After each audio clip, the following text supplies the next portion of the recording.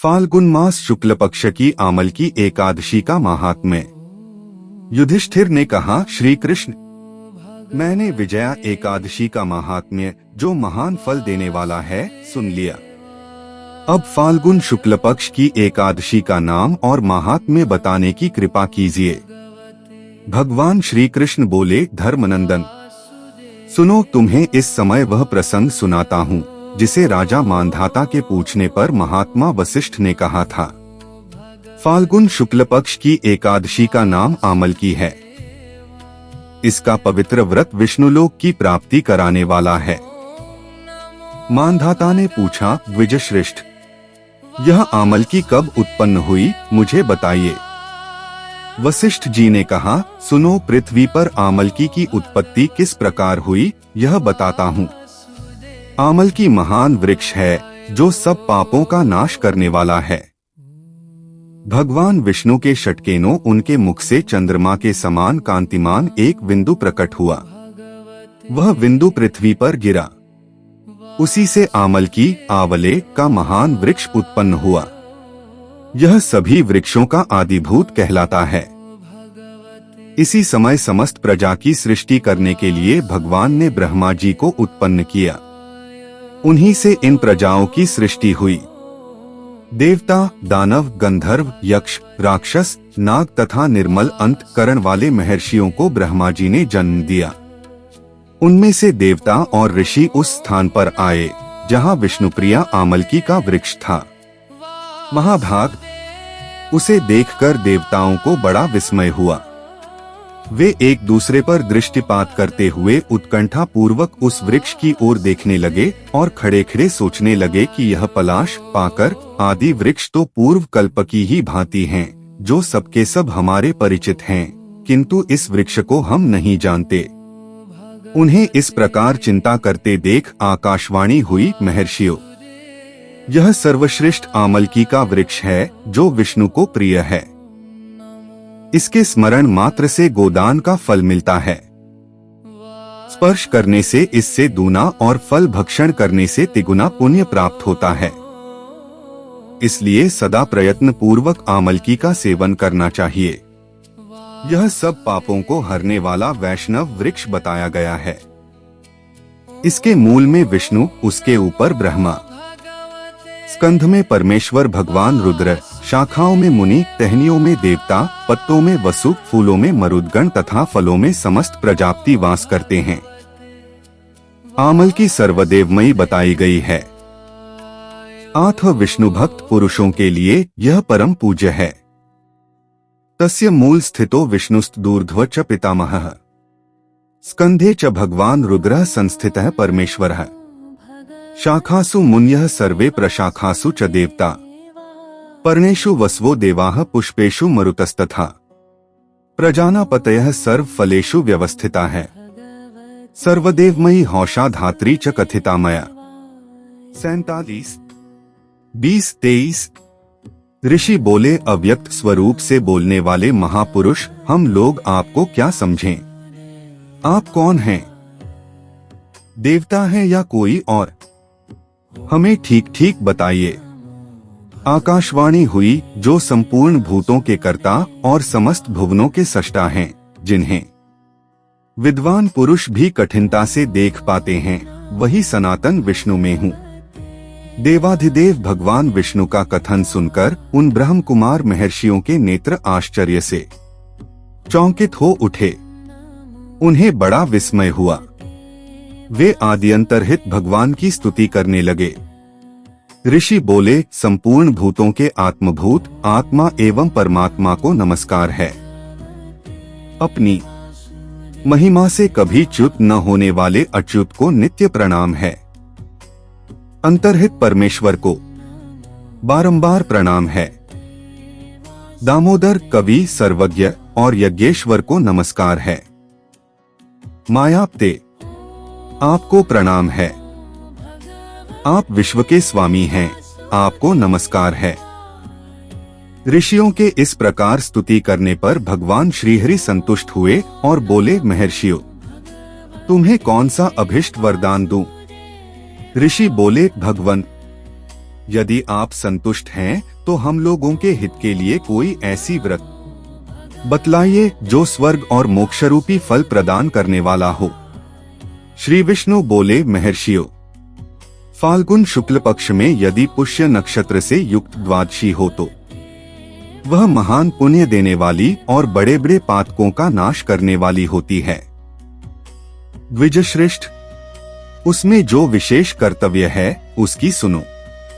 आमल की एकादशी में आमल के वृक्ष के पास जाकर वहां रात्रि में जागरण करना चाहिए। इससे मनुष्य सब पापों से छूट जाता और सहस्र गोदानों का फल प्राप्त करता है। विप्रगण, यह व्रतों में उत्तम व्रत है जिसे मैंने तुम लोगों की बताया है।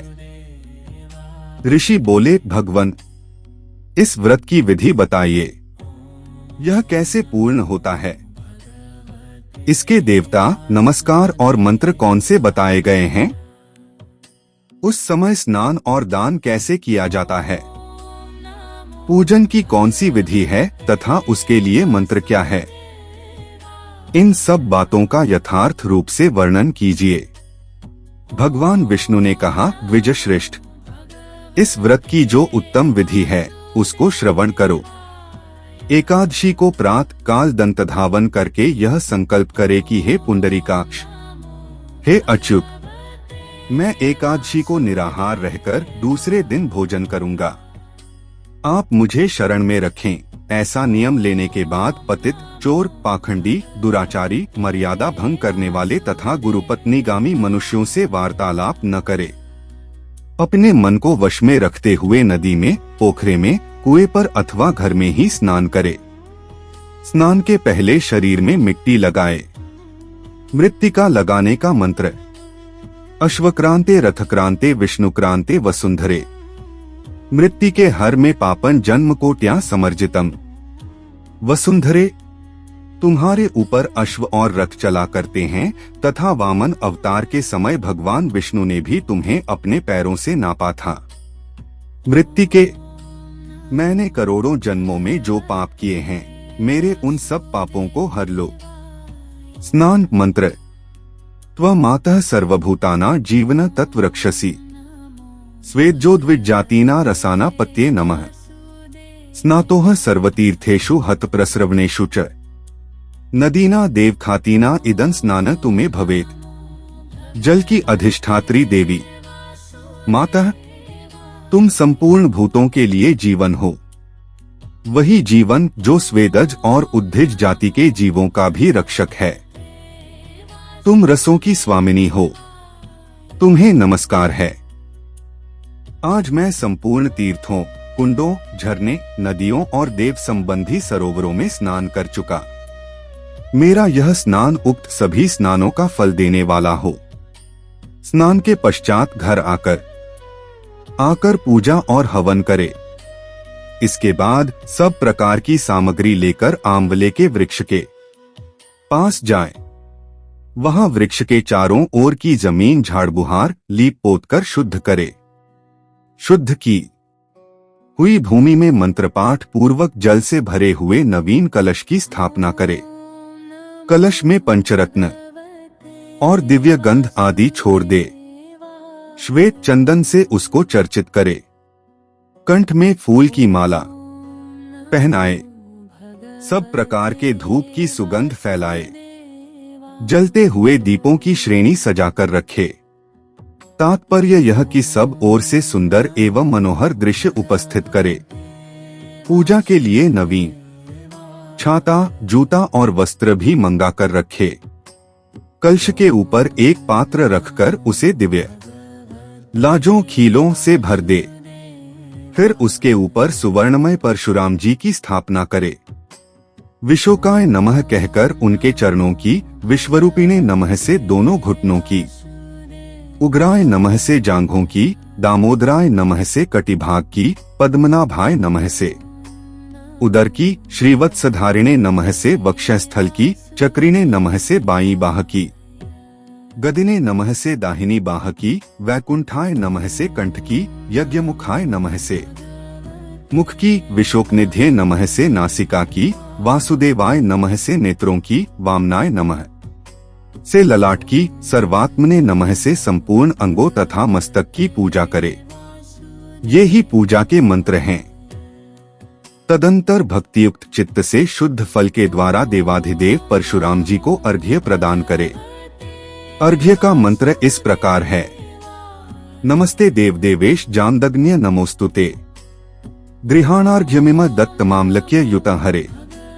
देवदेवेश्वर जमदग्नि नंदन श्री विष्णु स्वरूप परशुराम जी, आपको नमस्कार है, नमस्कार है। आंवले के फल के साथ दिया हुआ मेरा यह अर्घ्य ग्रहण कीजिए।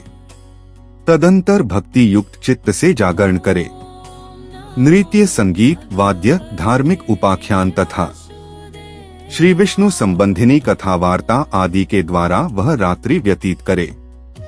उसके बाद भगवान विष्णु के नाम ले लेकर आमल की वृक्ष की परिक्रमा 108 या 28 बार करे।